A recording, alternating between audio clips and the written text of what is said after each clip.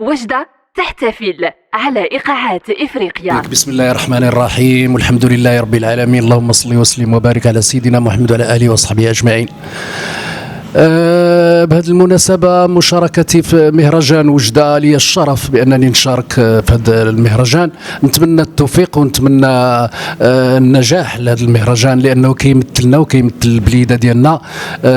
نشكر طاقم جمعية فنون من الدكتور حبيبي السي محمد والإخوان والسي المهدي والسي سفيان، هادو أبطال الجمعية. نشكرهم كثير على هذه المجهودات ديالهم اللي كيديروها، ويشرفني كثير بالخصوص هذه الليله اللي نتمنى ان شاء الله تكون ليله مباركه، ليله عندها واحد الوزن ان شاء الله، ونقدموا البلاد ديالنا ونتمناو الخير وكل الخير للشباب ان شاء الله.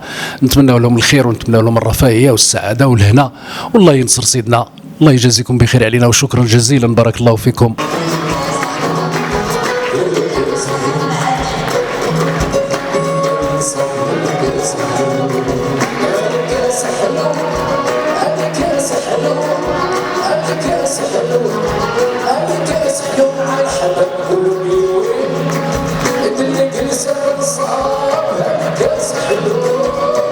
هذه تبقى حاجه اللي كتخص المنظمين تاع المهرجان.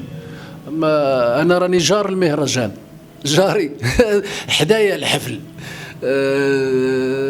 ما تبقاش الاختيار ديالي انايا، يعني هما واسمي اختاروا، والحمد لله. وإلا جاونا ضيوف من برا مرحبا بهم، احنا ما نقولوش لا، ولكن خصنا نهتموا بالفنانين تاع المنطقه الشرقيه، ما نهمشوهمش، لان هما اللي بناو هذا الصرح هذا اللي راحنا محتفلين به اليوم.